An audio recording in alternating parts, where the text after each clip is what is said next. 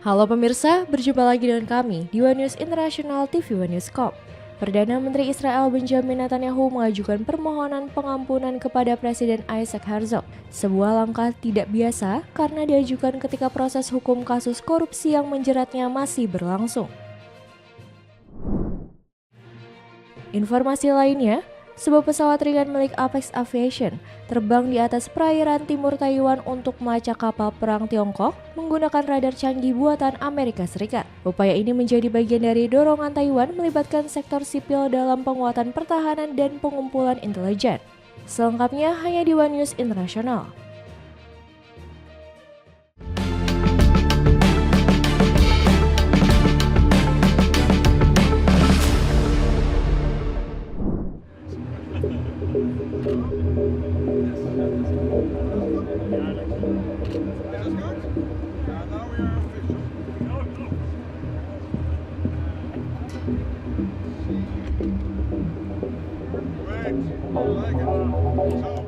Jerman, satu di antara pentolan NATO, diam-diam sudah menyiapkan rencana perang melawan Rusia untuk menjaga-jaga jika invasi Moskow ke Ukraina berlanjut ke wilayah lain di Eropa.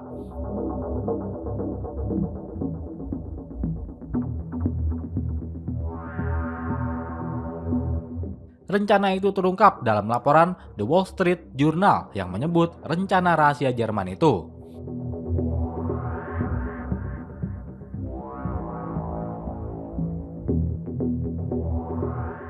Menguraikan sejumlah hal secara rinci mulai dari pergerakan logistik hingga pengerahan 800.000 tentara NATO di seluruh Eropa jika terjadi serangan Rusia.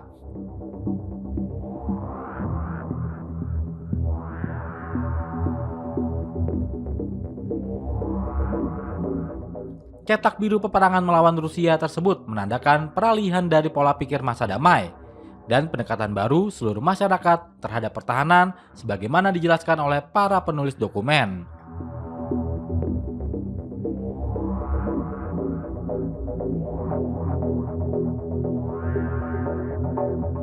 Sistem pertahanan ini melibatkan sektor sipil, perusahaan swasta, dan lembaga pemerintah. Unsere Bundeswehr braucht mehr Personal. Ganz dringend.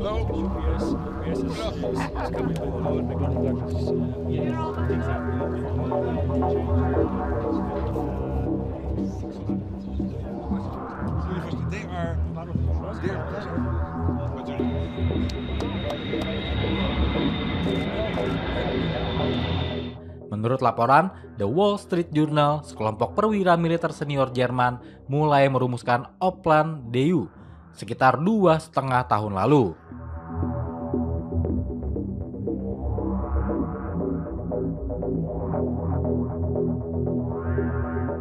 Tak lama setelah Rusia melancarkan invasi skala penuh ke Ukraina pada tahun 2022.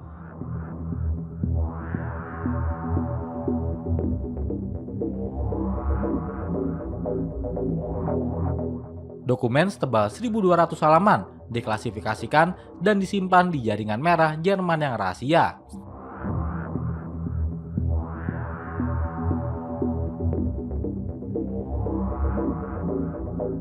Menyediakan panduan komprehensif untuk mengerahkan hingga 800.000 pasukan NATO.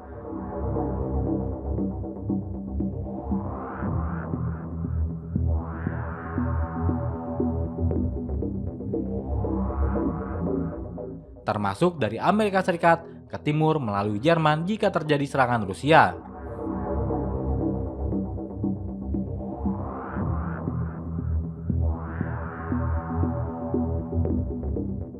Rencana ini mencakup peta logistik ekstensif yang menunjukkan pelabuhan, jalan, sungai, dan jalur kereta api yang penting bagi pergerakan pasukan dan material.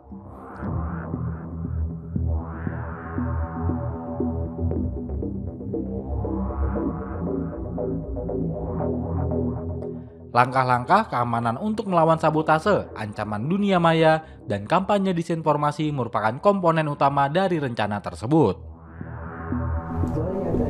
Eine politische Entscheidung, aber es wird ja auch eine gesellschaftliche, eine politische Debatte geben angesichts der Bedrohung. Natürlich verpflichten, so sieht es auch das Grundgesetz vor, können wir nur die Männer.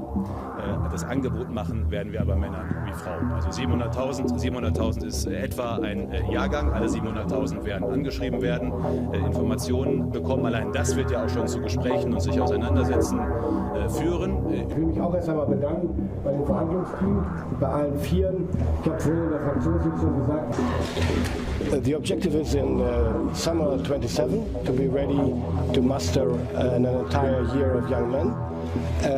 That's in the first place. And the second place is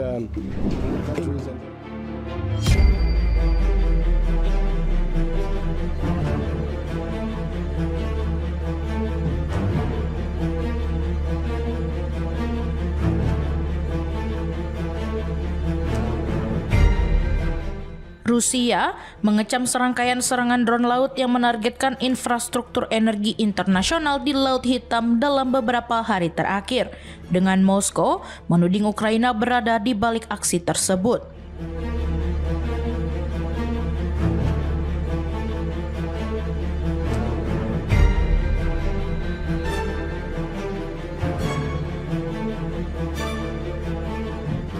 Kementerian Luar Negeri Rusia menyampaikan keberatan keras setelah 2 kapal tanker berbendera Gambia dan sebuah fasilitas minyak di pesisir Laut Hitam dilaporkan diserang drone laut bermuatan bahan peledak.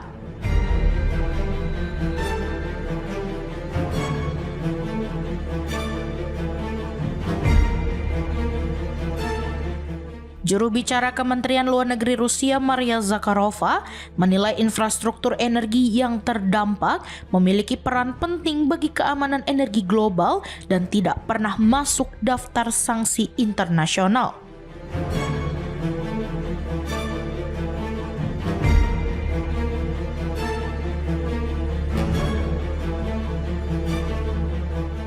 Moskow mengaitkan serangan itu dengan rekaman yang beredar di media Ukraina yang disebut menunjukkan indikasi bahwa Dinas Keamanan Ukraina terlibat.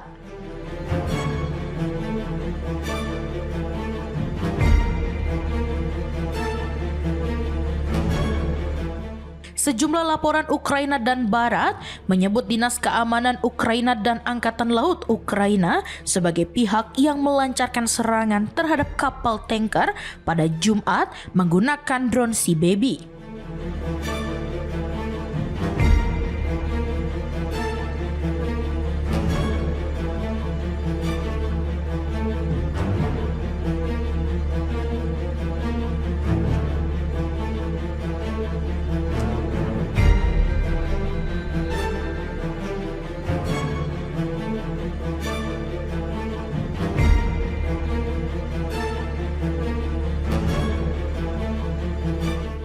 Zakharova menempatkan insiden ini dalam konteks situasi politik Ukraina yang tengah menghadapi skandal korupsi, serta tekanan militer yang meningkat akibat kemajuan pasukan Rusia dalam beberapa bulan terakhir.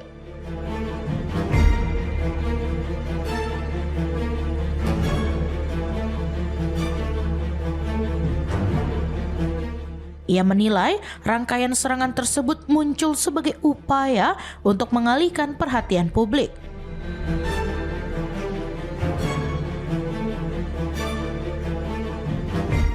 Dari pihak Turki, juru bicara Kementerian Luar Negeri Oncu Keceli ikut menyoroti insiden di dalam zona ekonomi eksklusif negaranya.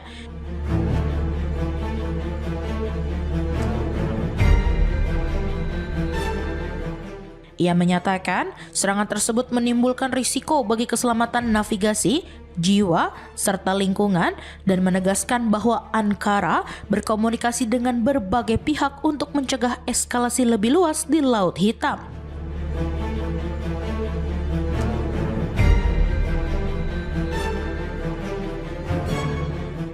Kapal Kairos dan Virat yang terlibat diketahui sedang menuju pelabuhan Novorishkik dan berada dalam daftar hitam barat karena diduga melanggar sanksi minyak Rusia. Meskipun Moskow menolak anggapan pengoperasian armada bayangan.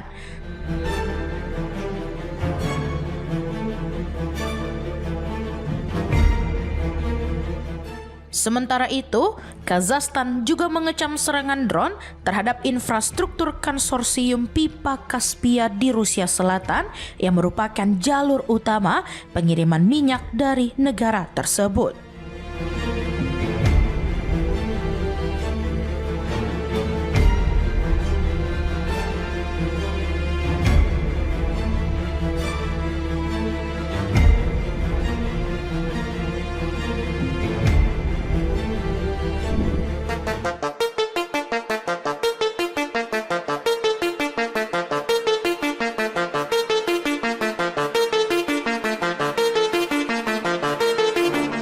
Mantan Panglima Militer Ukraina Valery Zaluzhny memaparkan 3 syarat yang menurutnya dapat menjamin keamanan jangka panjang bagi Kiev. Mulai dari keanggotaan NATO hingga penempatan senjata nuklir atau pasukan asing dalam pandangan yang ia tulis setelah disingkirkan dari posisinya dan disebut tengah menyiapkan langkah politik baru.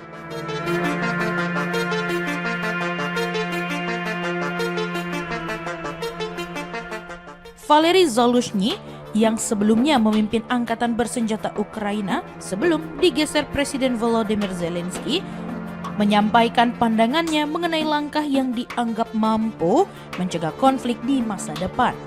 Dalam artikel yang ia tulis untuk The Telegraph dan dikutip pada Senin, mantan jenderal itu menilai hanya ada 3 bentuk jaminan yang benar-benar dapat memberikan perlindungan strategis bagi negaranya.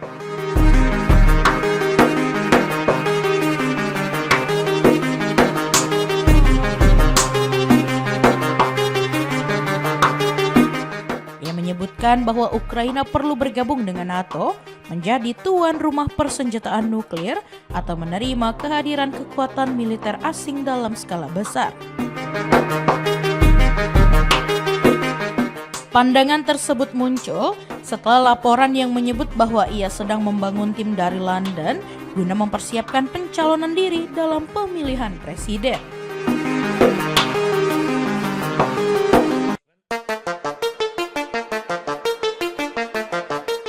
Dalam refleksinya, ia menyoroti cara menghadapi ancaman Rusia, langkah membangun Ukraina yang lebih kuat.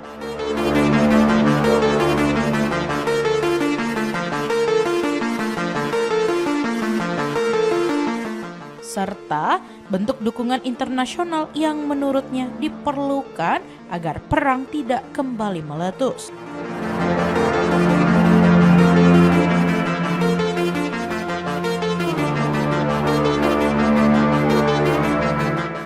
Dalam tulisannya, ia menegaskan bahwa jaminan keamanan yang dimaksud meliputi aksesi ke NATO, penempatan senjata nuklir di wilayah Ukraina, ataupun kehadiran kontingen sekutu yang mampu menahan ancaman militer Moskow.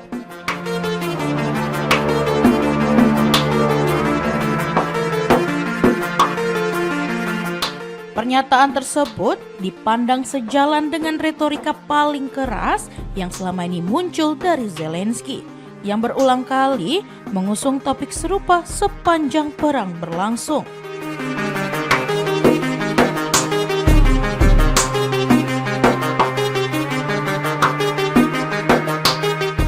Di sisi lain, Rusia telah menolak seluruh opsi yang disampaikan Zaluzhny.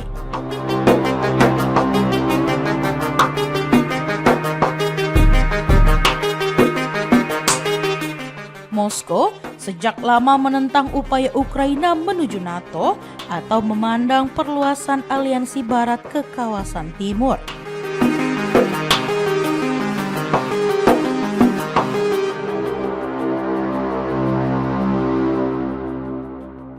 Sebagai ancaman langsung terhadap keamanannya, sekaligus menjadi salah satu faktor pemicu konflik.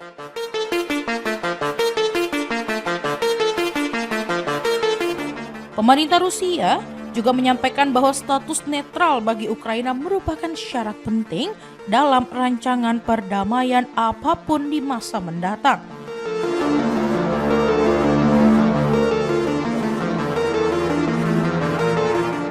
Selain itu, gagasan mengenai senjata nuklir kembali dianggap dengan kecaman keras oleh Rusia.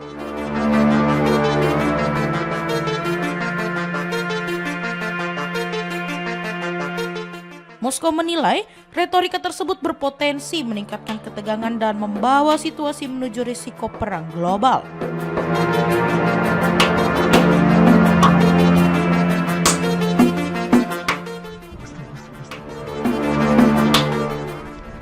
Para pemimpin Ukraina beberapa kali menyatakan kekecewaan atas penyerahan persenjataan nuklir warisan Uni Soviet pada awal 1990-an.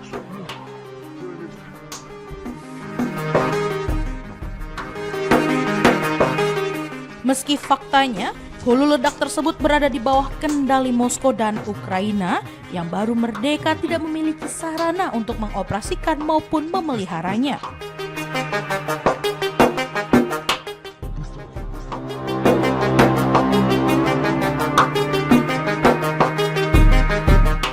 Rusia juga menolak kemungkinan pengerahan pasukan asing ke Ukraina, baik selama konflik berlangsung maupun setelahnya.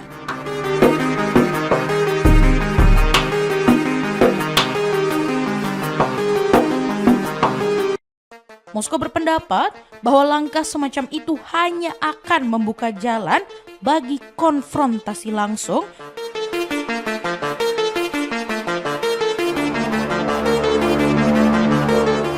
dengan kekuatan Barat secara kolektif, sesuatu yang dinilai dapat memperluas konflik jauh melampaui batas kawasan.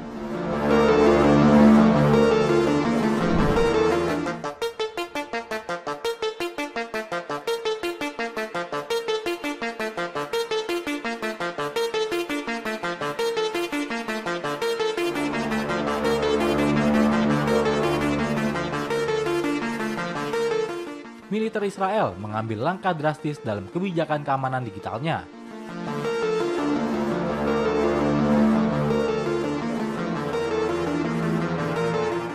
Menurut laporan resmi, mulai kini perwira dengan pangkat letnan kolonel ke atas hanya diperbolehkan menggunakan ponsel iPhone.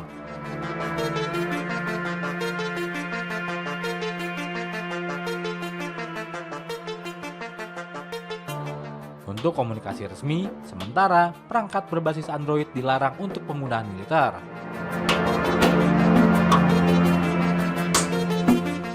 Langkah ini muncul setelah evaluasi internal menyusul serangkaian insiden keamanan dan peringatan terhadap potensi infiltrasi siber.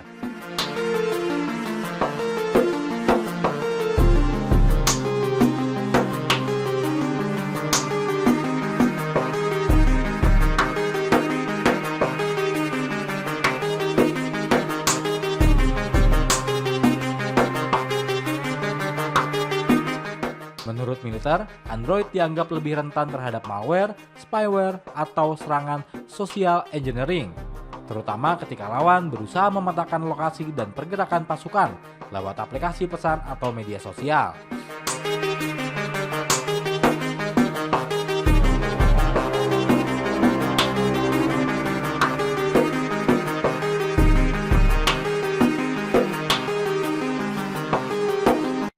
Sejak beberapa tahun lalu, IDF memang sudah mulai mendistribusikan iPhone bukan Android kepada perwira berpangkat kolonel ke atas.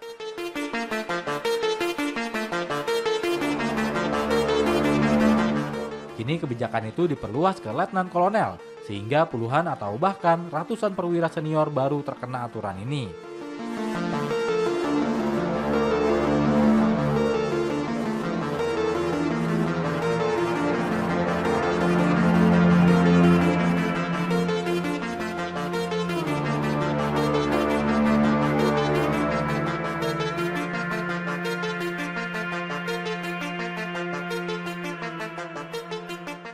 Menurut sumber militer, kebijakan iPhone only dimaksudkan untuk memudahkan kontrol satu platform.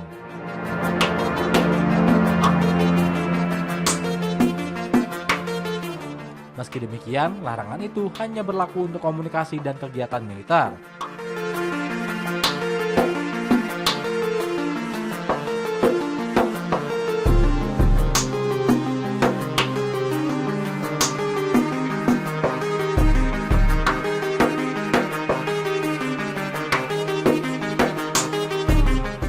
perangkat Android masih diperbolehkan untuk penggunaan pribadi.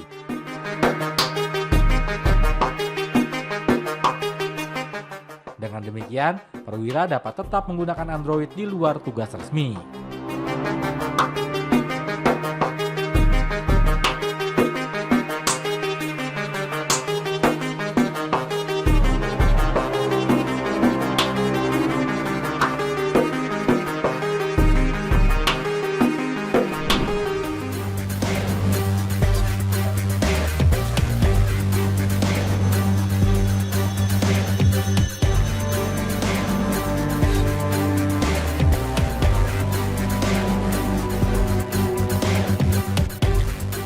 Terbang di atas perairan biru lepas pantai timur Taiwan, sebuah pesawat ringan yang dilengkapi radar canggih buatan Amerika Serikat yang terpasang di bawah perutnya melacak kapal-kapal perang Tiongkok, mengumpulkan data yang ingin diberikan operatornya kepada militer Taipei.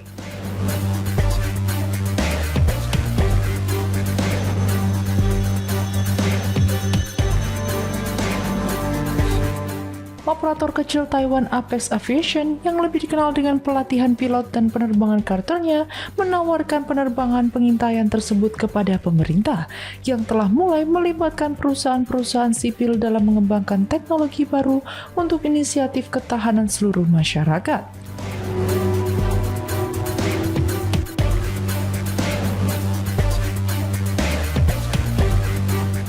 Pemerintah telah mengundang perusahaan-perusahaan, kelompok riset, dan organisasi lain untuk mengambil peran yang lebih aktif, termasuk mendukung komunikasi dan logistik, memperkuat pertahanan cyber, dan berpotensi berkontribusi pada pengawasan dan pengumpulan intelijen.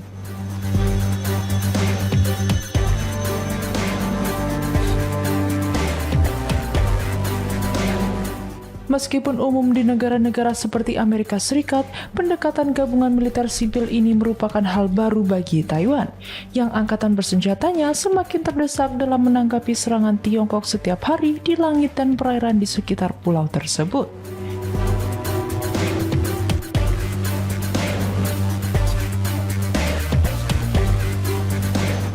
Taipei menyatakan bahwa mereka bertujuan untuk meningkatkan anggaran pertahanan hingga 5% dari PDB pada tahun 2030 dan akan memperkenalkan anggaran tambahan sebesar 40 miliar dolar, termasuk pembelian senjata baru Amerika Serikat yang signifikan.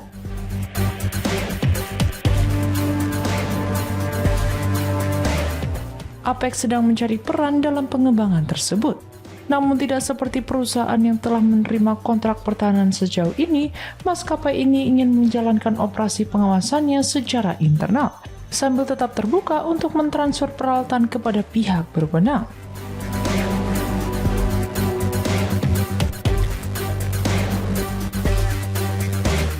Apex menolak memberikan perkiraan potensi pendapatan dari kesepakatan semacam itu.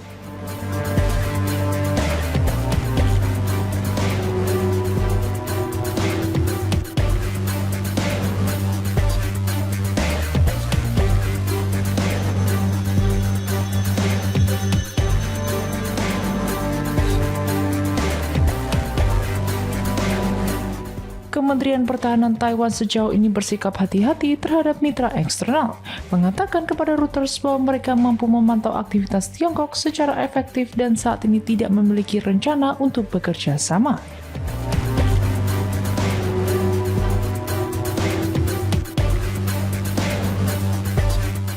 Namun mereka menyatakan bahwa mereka terbuka terhadap ide-ide baru.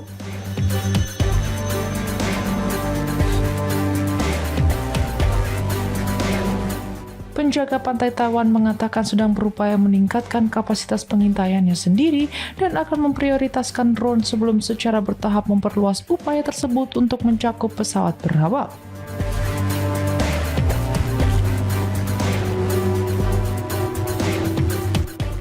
Apex telah menghabiskan lebih dari 400 juta Taiwan dollar untuk mengubah pesawat baling-baling Tech-6 P2012 Traveler buatan Italia berkapasitas 11 penumpang menjadi pesawat pengintai yang dilengkapi radar aparatur sintetis buatan Amerika Serikat di bawah badan pesawatnya.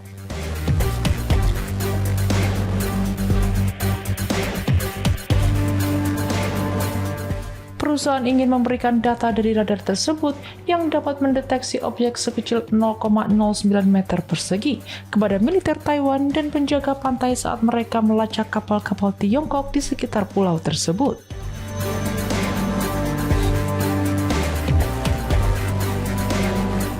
Peluang bisnis ini melampaui Taiwan.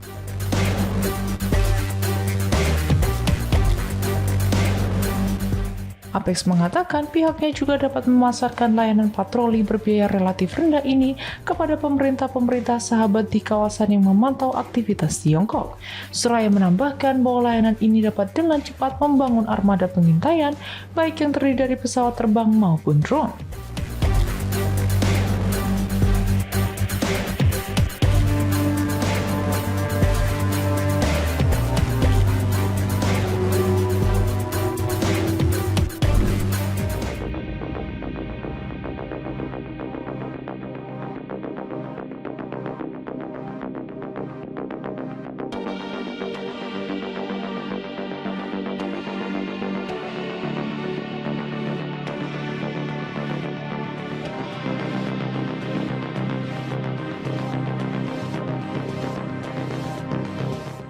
Presiden Venezuela Nicolas Maduro mengatakan pada hari Minggu 30 November bahwa industri kopi negara itu telah berkembang menjadi 250.000 hektar meskipun bertahun-tahun dikenai sanksi ekonomi Amerika Serikat. Venezuela telah menghadapi sanksi ekonomi Amerika Serikat yang luas sejak 2019 yang menargetkan sektor minyak dan pejabat pemerintahannya. Pemerintah Maduro telah berulang kali menyalahkan sanksi atas kesulitan keuangan negara tersebut. Menurut pemerintah Venezuela, ekspor kopi negara itu kini menjangkau Amerika Latin, Karibia, Asia, Eropa, dan Amerika Serikat. Dalam acara tersebut, Maduro memberikan penghargaan kepada para produsen kopi dan mencicipi kopi lokal sambil mengenakan topi tradisional yang diberikan kepadanya oleh para peserta. Presiden Amerika Serikat Donald Trump mengonfirmasi pada hari Minggu bahwa ia telah melakukan panggilan telepon dengan Presiden Venezuela Nicolas Maduro, tetapi menolak untuk mengungkapkan detail apapun mengenai panggilan tersebut menurut The New York Times.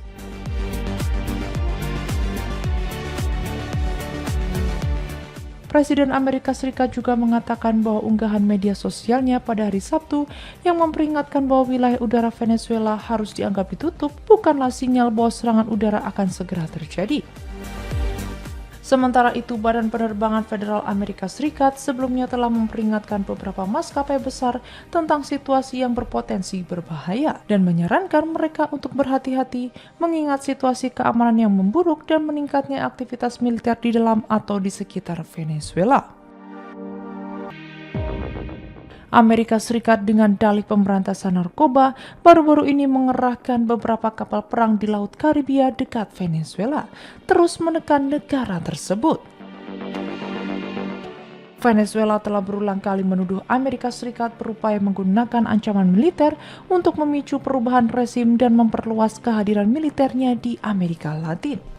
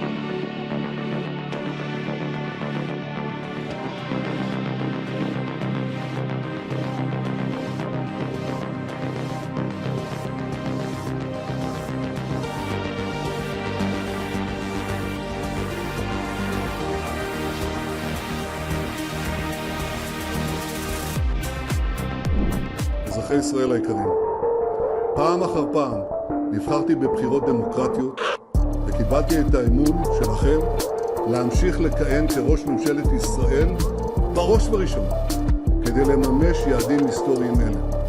מטעמים אלה הגישו היום עורכי דיני. Perdana Menteri Israel Benjamin Netanyahu mengajukan permohonan pengampunan kepada Presiden Israel Isaac Herzog. Sebuah langkah tidak biasa karena diajukan ketika proses hukum kasus korupsi yang menjeratnya masih berlangsung.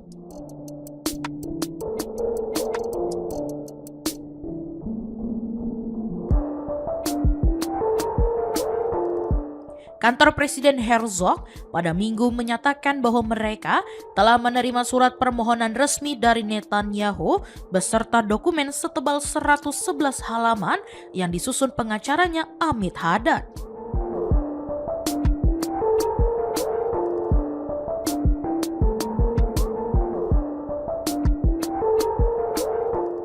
Permohonan tersebut dipandang dapat membawa dampak besar karena diajukan saat persidangan belum selesai. Sementara Haddad menilai pengampunan akan memberi kesempatan bagi Netanyahu untuk memusatkan perhatian pada urusan pemerintahan di tengah situasi yang dianggap syarat tantangan.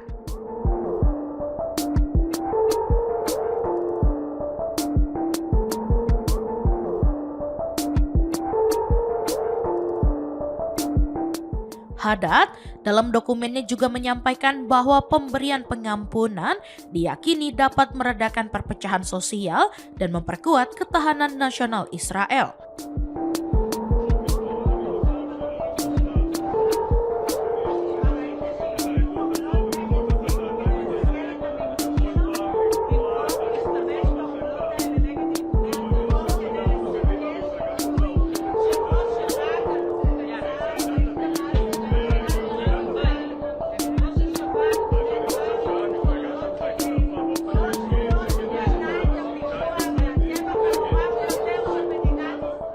Kantor Presiden menegaskan bahwa proses pengajuan ini harus melalui tahapan administratif di mana Departemen Pengampunan Kementerian Kehakiman akan mengumpulkan masukan dari lembaga yang relevan sebelum Herzog menentukan keputusan akhir.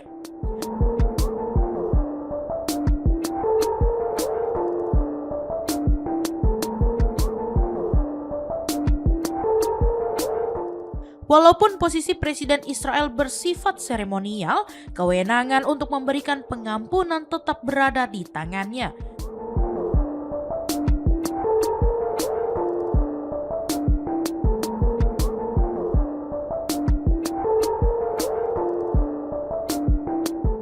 Umumnya, mekanisme ini diberikan kepada mereka yang telah dijatuhi hukuman namun dapat dipertimbangkan lebih awal apabila dianggap sejalan dengan kepentingan publik.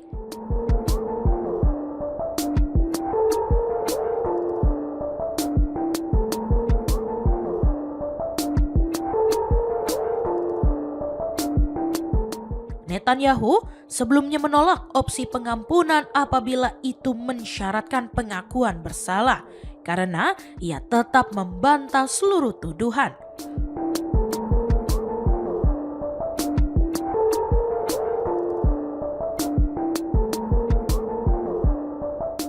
Selama hampir 1 dekade, ia menghadapi dakwaan penyuapan, penipuan, dan pelanggaran kepercayaan yang diajukan pada 2019. Sementara proses peradilan masih berjalan.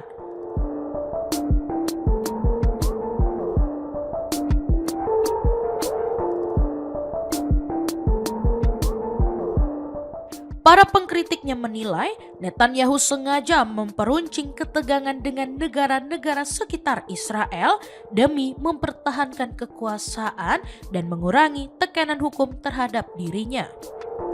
אזרחי ישראל היקרים, פעם אחר פעם. They asked about my MRI.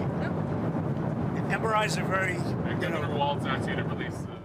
Presiden Amerika Serikat Donald Trump menyatakan dirinya siap mempublikasikan hasil tes kesehatannya termasuk MRI yang dijalani pada Oktober 2025.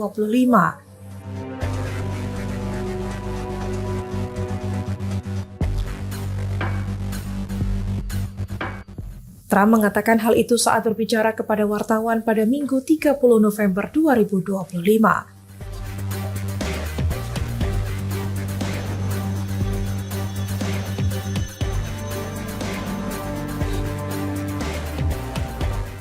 Menurut laporan AP News, ia menyebut hasil MRI tersebut berada dalam kondisi sangat baik.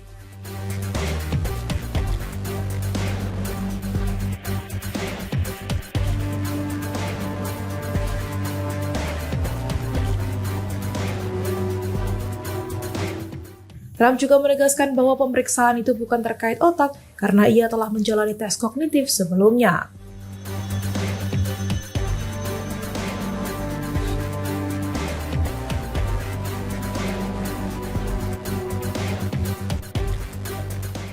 Ia mengklaim tes kognitif terakhirnya menunjukkan hasil memuaskan.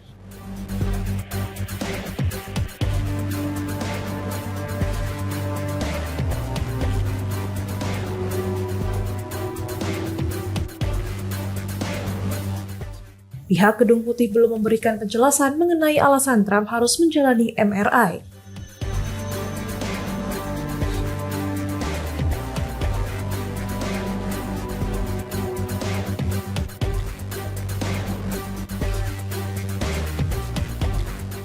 Belum ada informasi pula mengenai bagian tubuh mana yang menjadi fokus pemeriksaan tersebut.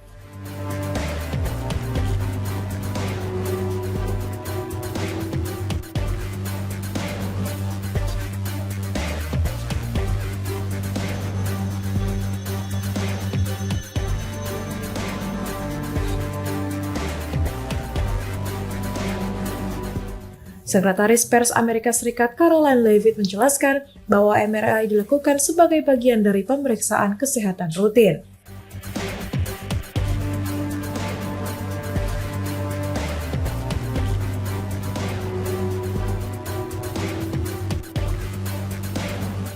Trump menjalani MRI di Walter Reed National Military Medical Center.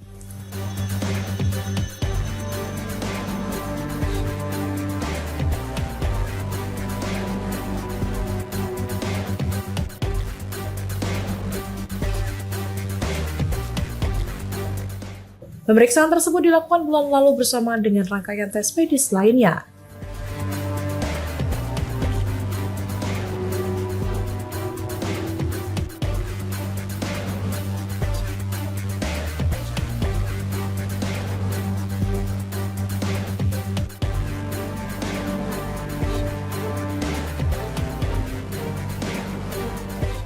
Trump menyebut dirinya kembali memperoleh hasil yang sempurna dari MRI tersebut.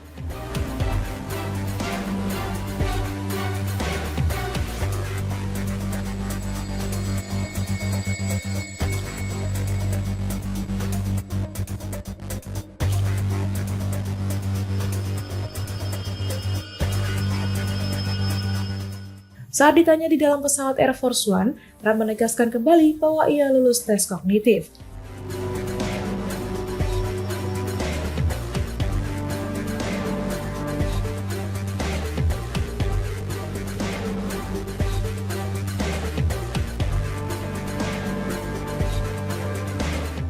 Ia mengaku mendapatkan nilai yang menurutnya sangat tinggi dalam tes tersebut. Getting an MRI is very standard. What you think I shouldn't have and other people get it? I had an MRI. Here's what the story is. I had an MRI. The doctor said it was the best result he has ever seen as a doctor. That's it. But I had an MRI as part of my standard yearly, or I think they do it every 2 years, but I have the physical every year. And the result. Demikian informasi yang dapat kami sampaikan pemirsa. Terima kasih telah bergabung bersama kami. Sampai jumpa di One News Internasional berikutnya setiap pukul 7:30 malam hanya di kanal YouTube TV One News.com.